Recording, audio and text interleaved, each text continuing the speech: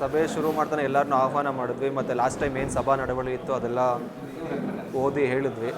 So ಅದ್ರ ಮೇರೆಗೆ discussion start ಆಯಿತು. ಕೆಲವೊಂದು ಸಲಹೆ ಸೂಚನೆಗಳನ್ನ ಕೊಟ್ಟಿದ್ದಾರೆ. ಈ ಸರಿ ಕೆಂಪೇಗೌಡರ ವಿಗ್ರಹ ಏನು ಸ್ಥಳಾಂತರಗೊಂಡಿದೆ ತಾಲೂಕು ಹಾಸ್ಪಿಟಲ್ ಕಟ್ಟೋಕ್ಕೆ, ಅದನ್ನು ಪೂಜಾ ವಿಧಿವಿಧಾನಗಳೊಂದಿಗೆ ಮತ್ತೆ ಪ್ರತಿಷ್ಠಾಪನೆ ಮಾಡಬೇಕು ಅಂತ ಒಂದು ಸಲಹೆ ಬಂದಿದೆ. ಅದನ್ನು ನಾವು ನೆರವೇರಿಸ್ತೀವಿ. ಮತ್ತು ಪ್ರತಿ ವರ್ಷದಂತೆ ಜ್ಯೋತಿನ ಕೆಂಪಾಪುರದ ಕೆಂಪೇಗೌಡರ ಸಮಾಧಿಯಿಂದ ಶುರು ಮಾಡಿಕೊಂಡು ನಾವೇನು ರಥೋತ್ಸವ ಥರ ಮಾಡಿ ಇಲ್ಲಿ ನಮ್ಮ ಪುರಸಭೆ ಆವರಣದಲ್ಲಿರುವಂಥ ಕೆಂಪೇಗೌಡ ಅವರವರ ವಿಗ್ರಹಕ್ಕೆ ಮಾಲಾರ್ಪಣೆ ಮಾಡಿ ನಂತರ ಇಲ್ಲಿಂದ ನಾವು ಸುಮ್ಮನಹಳ್ಳಿ ಗೇಟ್ವರೆಗೂ ಅದು ಜ್ಯೋತಿ ಮೆರವಣಿಗೆ ಹೋಗುತ್ತೆ. ಸೊ ಅದನ್ನು ಯಥಾ ಪ್ರಕಾರವಾಗಿ ಅದನ್ನು ನಾವು ಅನುಸರಿಸ್ಕೊಂಡು ಬರ್ತೀವಿ. ಸರ್, ಕೆಂಪಾಪುರ ಗ್ರಾಮದ ಗ್ರಾಮಸ್ಥರಿಂದ ಸ್ವಲ್ಪ ವಿರೋಧ ಇತ್ತು, ಇದನ್ನ ಯಾವ ರೀತಿ ಸರಿಪಡಿಸ್ಕೊಂಡು ಹೋಗ್ತೀವಿ ಸರ್? ಅದು 10 ಎಕರೆ ಅವರ ಒಪ್ಪಿಗೆ ತಗೊಳ್ಳದೆ ಇದಾಗಿದೆ ಅಂತ ಒಂದು ಆರೋಪ ಮಾಡಿದ್ದಾರೆ. ಅದನ್ನು ಮಾನ್ಯ ಶಾಸಕರು ಮತ್ತು ಸರ್ಕಾರದ ಗಮನಕ್ಕೆ ತೊಗೊಂಬಂದು ಅದಕ್ಕೆ ಯಾವ ರೀತಿ ಕ್ರಮ ಕೈಗೊಳ್ಳಬೇಕು ಅನ್ನೋದನ್ನು ಚರ್ಚಿಸಿ ನಾವು ಅದ್ರ ಬಗ್ಗೆ ಕೆಂಪಾಪುರ ಗ್ರಾಮಸ್ಥರಿಗೆ ಸಿಹಿ ಸುದ್ದಿನ ಕೊಡ್ತೀವಿ. ನಾವು ಸರ್, ಕೆಂಪೇಗೌಡ ಪುತ್ಥಳಿ ವಿಚಾರವಾಗಿ ಅನೇಕ ಚರ್ಚೆ ಮಾಡಿದ್ರು ಎಚ್.ಎಂ. ಕೃಷ್ಣಮೂರ್ತಿ ಈ ವಿಚಾರವಾಗಿ ಅಲ್ಲ, ಅವರು ತಮ್ಮ ಅಭಿಪ್ರಾಯನ ವ್ಯಕ್ತಪಡಿಸಿದ್ದಾರೆ. ಅದು ಯಥಾಸ್ಥಿತಿ ಕಾಪಾಡ್ಕೊಬೇಕು ಅನ್ನೋದು ಅವರ ಅಭಿಪ್ರಾಯ. ಕೆಲವೊಂದು ಶಿಫ್ಟಿಂಗ್ ಟೈಮಲ್ಲಿ ಅವರು ಕೆಲವೊಂದು ನ್ಯೂನತೆಗಳು ಕಂಡು ಬಂದಿವೆ ಅಂತ ಅವ್ರು ಹೇಳ್ತಿದ್ದಾರೆ. ನಾವು ಅದನ್ನೆಲ್ಲ ಸರಿಪಡಿಸಿ ಏನು 27ನೇ ತಾರೀಕು ನಾವೇನು ಪ್ರತಿಷ್ಠಾಪನೆ ಮಾಡ್ತೀವಿ ಅದನ್ನು ಅದ್ದೂರಿಯಾಗಿ ಮಾಡಿ ಅವ್ರಿಗೆ ಸಂತೋಷ ಆಗೋ ಥರ ಮಾಡ್ತೀವಿ.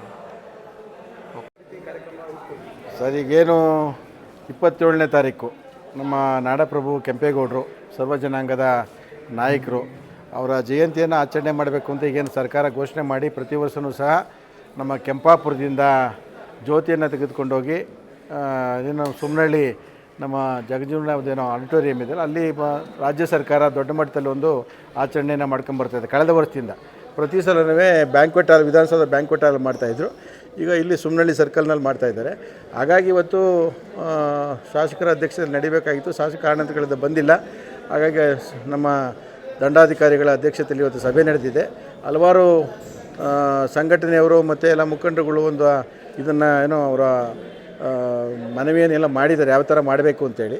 ಕಳೆದ ಬಾರಿ ಏನಾಗಿತ್ತು ಅಂತೇಳಿದ್ರೆ, ನಾವು ದೊಡ್ಡ ಮಟ್ಟದಲ್ಲಿ ಕೆಂಪಾಪುರದಲ್ಲಿ ಕೆಂಪೇಗೌಡ ಸಮಾಧಿಗೆ ಎಲ್ಲ ಊರನ್ನ ಅಲಂಕಾರ ಮಾಡಿ ಪೂಜೆಯನ್ನು ಮಾಡಿ ಅಲ್ಲಿಂದ ಜ್ಯೋತಿಯನ್ನು ತೆಗೆದುಕೊಂಡ್ಬಂದು ಪ್ರತಿಯೊಂದು ಗ್ರಾಮದಲ್ಲೂ ವಿಜೃಂಭಣೆಯಿಂದ ಕರ್ಕೊಂಡ್ಬಂದು ಕಲ್ಲೇಗೇಟಿಂದ ಮಕ್ಕಳುಗಳು ಶಾಲಾ ಮಕ್ಕಳು ಸಮೇತ ಮೆರವಣಿಗೆಯನ್ನು ಮಾಡ್ಕೊಂಡ್ಬಂದು ಸ್ಟ್ಯಾಚ್ಯೂ ಹತ್ರ ಬಂದು ಸ್ಟ್ಯಾಚ್ಯೂಗೆ ಮಾಲಾರ್ಪಣೆ ಮಾಡಿ ತದನಂತರ ಮಕ್ಕಳಿಗೆ ಪ್ರತಿಭಾ ಪುರಸ್ಕಾರ, ಅತಿ ಹೆಚ್ಚು ಅಂಕಗಳನ್ನು ಪಡೆದಂಥ ಮಕ್ಕಳಿಗೆ ಪ್ರತಿಭಾ ಪುರಸ್ಕಾರವನ್ನು ಮಾಡಿ ಅಲ್ಲಿಂದ ಜ್ಯೋತಿ ಬಿಡುಗಡೆಯನ್ನು ಮಾಡಿದ್ದು.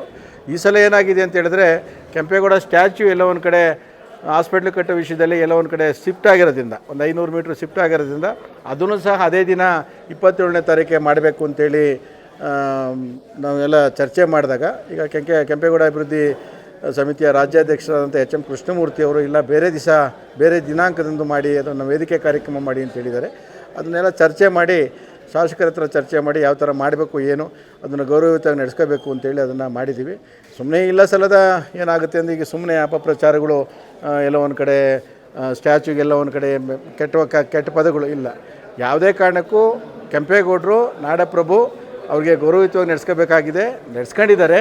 ಎಲ್ಲ ಒಂದು ಕಡೆ ಪಾಲಿಸ್ ಮಾಡೋ ಟೈಮಲ್ಲಿ ಅದೇನಾಗಿದೆ, ಯಾರೋ ಕಿಡಿಗೇಡಿಗಳೇನು ಮಾಡಿದ್ದಾರೆ ಅಂದರೆ ಬೇಕು ಅಂತಲೇ ಅದೆಲ್ಲೋ ಕೆಳಗಡೆ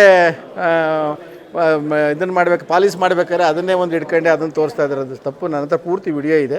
ಆ ಕಲರ್ ಈಗ ತೋರಿಸ್ತೀನಿ ನಾನು ಜಯರಾಮಣ್ಣವ್ರಿಗೆ ಮತ್ತು ಎಚ್.ಎಂ. ಕೃಷ್ಣಮೂರ್ತಿ ಅಣ್ಣನಿಗೂ ತೋರಿಸಿದ್ದೀವಿ. ಅದೇನಂದ್ರೆ ಪಾಲಿಸ್ ಆಗಲಿ, ಕ್ಲೀನಾಗಿರುತ್ತೆ, ಪಾಲಿಸ್ ಮಾಡಿಸೋಣ ಅಂತ ಪಾಲಿಸ್ ಮಾಡಬೇಕಾದ್ರೆ ಅದಾಗಿರೋದು ಬಿಟ್ಟರೆ ದುರುದ್ದೇಶದಿಂದ ಯಾವುದೇ ಕಾರಣಕ್ಕೂ ಏನೂ ಮಾಡಿಲ್ಲ.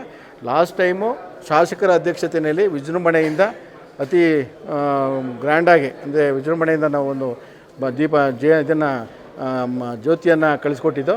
ಆಗಲೂ ಸಹ ನಮ್ಮ ಕೆಂಪಾಪುರದ ಎಲ್ಲ ಗ್ರಾಮಸ್ಥರು ಸಹ ಭಾಗವಹಿಸಿ ಕಳೆದ ಬಾರಿಯೂ ಸಹ ಏನೀಗ ಕೆಂಪಾಪುರದ 10 ಎಕರೆ ನೋಟಿಫಿಕೇಷನ್ ಮಾಡಿ ಅದನ್ನು ಅಭಿವೃದ್ಧಿ ಮಾಡಬೇಕು ಅಂತ ಹೊರಟಿದ್ದಾರೆ. ಮತ್ತು ಅದಲ್ಲದೆ ಇನ್ನೂ 10 ಎಕರೆಯನ್ನು ಡಿನೋಟಿಫಿಕೇಷನ್ ಮಾಡಿಬಿಟ್ಟಿದ್ದಾರೆ ಆಲ್ರೆಡಿ. ಮಾಡಿ ಅದನ್ನು ಸಹ ಅಂದರೆ ಅಂತಾರಾಷ್ಟ್ರೀಯ ಮಟ್ಟದಲ್ಲಿ ಎಲ್ಲೋ ಒಂದು ಕಡೆ ಕೆಂಪೇಗೌಡ ಸಮಾಧಿ ಕೆಂಪಾಪುರನ ಅಭಿವೃದ್ಧಿಪಡಿಸಬೇಕು ಅಂತೇಳಿ ನಿಟ್ಟಿನಲ್ಲಿ ಸರ್ಕಾರ ತೀರ್ಮಾನ ತಗೊಂಡಿದೆ. ಇವತ್ತು ಸಹ ನಮ್ಮ ಮುಖಂಡರಾದಂಥ ಹರೀಶ್ ಅವರು ಮತ್ತು ಎಲ್ಲ ಗ್ರಾಮಸ್ಥರುಗಳು ಬಂದು ಬೇಡ, ಅದು 10 ಎಕರೆಲೇ ಮಾಡಿ ಇನ್ನೂ 10 ಎಕರೆ ಮಾಡೋದು ಬೇಡ, ನಮ್ಮ ಜನಗಳು 5 ಎಕರೆ 5 ಗುಂಟೆ 10 ಗುಂಟೆ ಜಮೀನು ಇಟ್ಕೊಂಡಿವಿ, ದಯವಿಟ್ಟು ಬೇಡ ಅಂತೇಳಿ ಅವರು ಸಹ ಒಂದು ಮನವಿಯನ್ನು ಮಾಡ್ತಾ ಇದ್ದಾರೆ. ಅದನ್ನೂ ಸಹ ಶಾಸಕರ ಗಮನಕ್ಕೆ ತರ್ತೀವಿ. ಇದೆಲ್ಲ ಚರ್ಚೆ ಆಗಿರೋ ಸರ್ ರಾಜ್ಯ ಮಟ್ಟ ಸರ್ಕಾರ ಮಟ್ಟದಲ್ಲಿ ಇರುವಂಥದ್ದು, ಅದನ್ನು ಸಹ ಚರ್ಚೆಗೆ ತರ್ತೀವಿ. ಈ ಬಾರಿಯೂ ಸಹ ವಿಜೃಂಭಣೆಯಿಂದ 27ನೇ ತಾರೀಕು ವಿಜೃಂಭಣೆಯಿಂದ ಮಾಡಬೇಕು ಅನ್ನೋ ನಿಟ್ಟಿನಲ್ಲಿ ಹೊರಟಿದ್ದೀವಿ.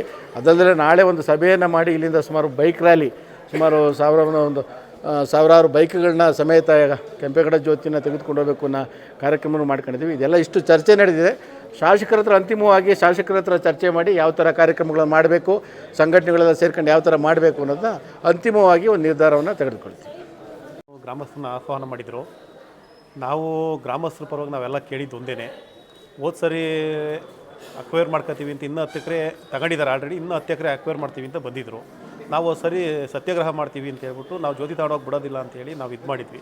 ಲಾಸ್ಟ್ ಟೈಮ್ MLA ಸಾಹೇಬರು ಮತ್ತು ತಾಲೂಕು ಆಡಳಿತ, ಜಿಲ್ಲಾಡಳಿತ ಎಲ್ಲ ಬಂದು ನಮ್ಮನ್ನು ರಿಕ್ವೆಸ್ಟ್ ಮಾಡಿ ಯಾವುದೇ ಕಾರಣಕ್ಕೂ ಬೇಡ, ರೈತರಿಗೆ ತೊಂದರೆ ಕೊಡದಲ್ಲೇ ಮಾಡ್ಕೊಂಡು ಹೋಗ್ತೀವಿ, ನೀವು ಜ್ಯೋತಿ ತಗೊಂಡೋಗಿ ಬಿಡಿ ಅಂತ ಹೇಳಿದರು. ಸರಿ ಅಂತೇಳಿ ನಾವು ಅವತ್ತು ಎಲ್ಲರೂ ಒಪ್ಪಿ ಜ್ಯೋತಿ ತಗೊಂಡೋಗಿ ಯಾವುದೇ ತೊಂದರೆ ತಾಪಲ್ಲ ನಾವು ಜೊತೆ ಸೇರ್ಕೊಂಡು ಜ್ಯೋತಿ ತಗೊಂಡೋಗಿ ಬಿಟ್ಕೊಟ್ವಿ. ಮತ್ತು ಇತ್ತೀಚಿನ ದಿನಗಳಲ್ಲಿ ಪಾಣಿಗಳಿಗೆ ನೋಟಿಫಿಕೇಷನ್ ಆಗಿರೋದು ಎಂಟ್ರಿ ಆಗಿದೆ. ಈ ನೋಟಿಫಿಕೇಷನ್ ಎಂಟ್ರಿ ಆಗಿರೋದ್ರಿಂದ ನಮ್ಗೆ ಎಷ್ಟು ತೊಂದರೆ ಆಗ್ತಾಯಿದೆ ಅಂದರೆ, ಅಣ್ಣ ತಮ್ಮದಿರು ಡಿವೈಡ್ ಮಾಡ್ಕೊಳಕ್ಕಾಗ್ತಾಯಿಲ್ಲ, ಲೋನ್ ಸಿಗ್ತಾಯಿಲ್ಲ, ಆಮೇಲೆ ಅಲ್ಲಿ ಮನೆ ಕಟ್ಟೋಕ್ಕಾಗ್ತಾಯಿಲ್ಲ, ಏನೂ ನಾವು ಮಾಡದಂಥ ಪರಿಸ್ಥಿತಿಲಿ ಬಂದಿದ್ದೀವಿ. ಒಂದು ಟ್ರಾನ್ಸಾಕ್ಷನ್ ಆಗ್ತಾಯಿಲ್ಲ, ಏನೂ ಮಾಡದ ಪರಿಸ್ಥಿತಿಲಿ ಬಂದಿದ್ದೀವಿ. ಈಗ ಅದಕ್ಕೆ ನಾವು ಈ ಸಭೆ ಒಳಗಡೆ ಕೇಳ್ತಾ ಇದ್ದೀವಿ, ಶಾಸಕರು ಗಮನಕ್ಕೆ ತಗೊಂಬನ್ನಿ, ಆಮೇಲೆ ಅಧಿಕಾರಿಗಳಿಗೆ ಗಮನಕ್ಕೆ ತಗೊಂಬನ್ನಿ, ಸರ್ಕಾರ ಗಮನಕ್ಕೆ ತಗೊಂಬನ್ನಿ. ನಾವು ಈ ತೊಂದರೆ ಒಳಗಡೆ ಕೆಂಪೇಗೌಡರು ನಾವು ಉಳಿಸ್ಕೊಂಬಂದು 400-500 ವರ್ಷದಿಂದ ಉಳಿಸ್ಕೊಂಬಂದು ನೀವು ಇವತ್ತು ನಮ್ಮನ್ನ ಈ ಪರಿಸ್ಥಿತಿ ತಮ್ಮದು ಇಕ್ಕಿದಿಲ್ಲ ರೈತರನ್ನ. ಸರ್ಕಾರ ಇದು ನಾವು ಮಾಡ್ತಾ ಇರೋದು ದೌರ್ಜನ್ಯ ಅಲ್ವಾ? ಇವಾಗ ಕೆಂಪೇಗೌಡರಿಗೆ ನಾವು ಹೆಂಗೆ ಜ್ಯೋತಿ ಕೊಟ್ಟು ಕಳಿಸೋದು? ಸಂತೋಷದಿಂದ ನಾವು ಮಾಡಬೇಕಾದಂಥ ಕಾರ್ಯಕ್ರಮದಲ್ಲಿ ಇವತ್ತು ನಾವು ಬೇಸರದಿಂದ ನಾವು ಏನಕ್ಕೆ ಬೇಕು, ನಮ್ಮ ಕೆಂಪೇಗೌಡರ ಸಮಾಧಿ ಯಾಕಪ್ಪ ನಮ್ಮ ಊರ ಸಿಕ್ತು ಅನ್ನೋ ಪರಿಸ್ಥಿತಿಯಲ್ಲಿ ನೀವು ಮಾಡಿಟ್ಟಿದ್ದೀರಲ್ಲ, ರೈತರುಗಳು ಎಲ್ಲೋಗ್ಬೇಕು? ಇರೋದು 10 ಗುಂಟೆ 5 ಗುಂಟೆ ಜಾಗ ಮಾಡಿಕೊಂಡಿದ್ದೀವಿ.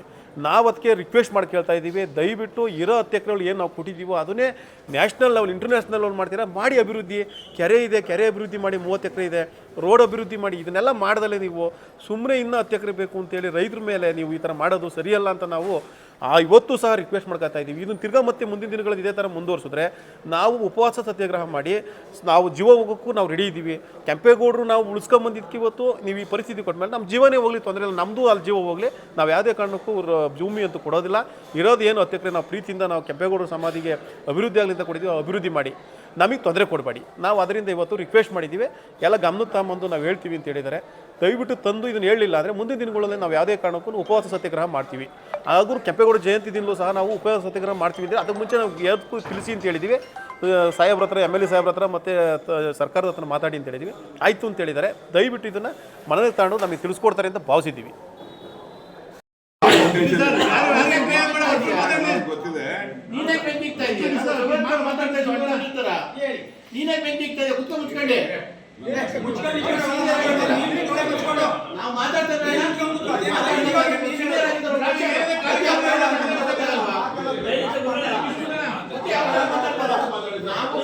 ಯಶಸ್ವಿ ಆಗ್ಬೇಕು ಅಂತ ಹೇಳಿ ಸುಮಾರು ಮಾತಾಡ್ತಾ ಇದ್ದೀವಿ.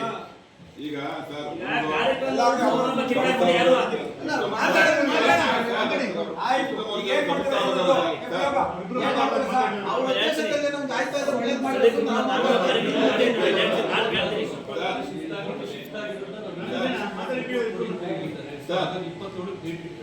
ಇಪ್ಪತ್ತೇಳಕ್ಕೆ ನಾವು ಅದನ್ನ ಸರ್ಕಾರಿ ಪ್ರಾಯೋಜಿತ ಕಾರ್ಯಕ್ರಮ ಯಾರೇ ಇದೆಯೋ ಆ ಓನರ್ ಹಾಕೋದ್ರ ಮುಖಾಂತರ ಒಂದು ಗೌರವ ಎಲ್ಲ ಓಕೆ ಸರ್, ನಾವು ಅದ್ರ ಬಗ್ಗೆ ಚರ್ಚೆ ಮಾಡ್ತಿಲ್ಲ.